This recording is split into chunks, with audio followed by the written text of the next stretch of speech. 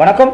தூத்துக்குடி மாவட்டம் பேய்க்குளம் அருகில் ஆசீர்வாதபுரம் அந்த பள்ளியில் ஐயா பெருந்தலைவர் காமராஜர் அவர்களின் 124வது பிறந்த நாளை முன்னிட்டு பேச்சு போட்டி ஒரு மாணவி பேசின வீடியோ எனக்கு ரொம்ப பிடிச்சிருந்து.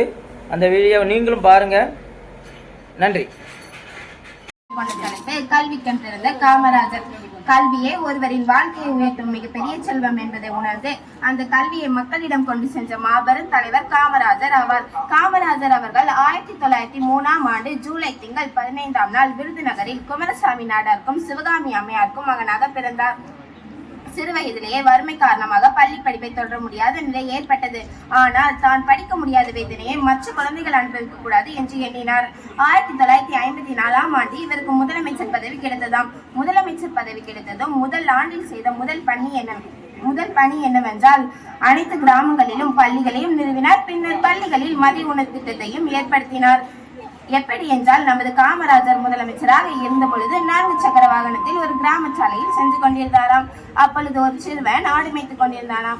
அந்த சிறுவனை அழைத்து, சிறுவனே, நீ பள்ளிக்கு செல்லவில்லையா? ஏன் ஆடு மேய்த்துக் கொண்டிருக்கிறாய் என்று கேட்டாராம். அதற்கு அந்த சிறுவன் அளித்த பதில் என்னவென்றால், ஐயா, நான் ஆடு மேய்த்தால் தானே எனக்கு சாப்பாடு, பள்ளிக்கு சென்றால் ஏதையா எனக்கு சாப்பாடு என்று சொன்ன பதில் நமது காமராஜரின் உள்ளத்தை துள்ளி பதபதைக்க வைத்ததாம். உடனடியாக சென்றார் நமது காமராஜர். சட்ட புத்தகத்தை கையில் எடுத்தவர் அனைத்து அரசு பள்ளிகளையும் நிறுவி அவர் அந்த பள்ளிகளில் மதிய உணவு திட்டத்தையும் சீருடை திட்டத்தையும் அறிமுகப்படுத்தினார். நமது காமராஜர் தொடக்க பள்ளி முதல் மேல்நிலை பள்ளி வரை அமைத்தவர் நமது காமராஜர் ஆவார். பெருந்தலைவர் காமராஜர் கர்ம வீரர், படிக்காத மீதை தென்னாட்டு காந்தி என்று அன்போடு மக்களால் அழைக்கப்பட்டவர் நமது காமராஜர் ஆவார். இன்று நாம் பள்ளிக்கு சென்று கல்வி கற்கும் வாய்ப்பு கிடைத்ததுக்கு காமராஜர் போன்ற தலைவர்களின் தியாகமும் தொலைநோக்கு பார்வையும் தான் முக்கிய காரணமாகும். அதனால்தான் தமிழ்நாட்டு மக்கள் காமராஜரை அன்போடு கல்வி கண் திறந்தவர் என்று அழைப்பார்களாம்.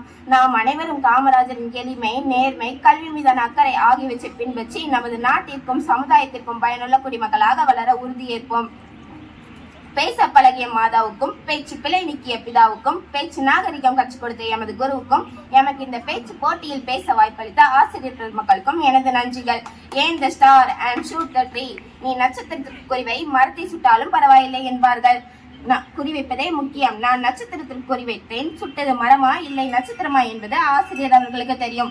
நான் நட்சத்திரத்தையே சுட முயற்சி செய்வேன், இல்லை எனில் பயிற்சி செய்வேன். காலமோ சுருக்கம், கருத்தோ பெருக்கம். இனியும் பேசினால் ஏற்படும் சுணக்கம். நான் பேசி முடிக்கிறேன். நன்றி, வணக்கம்.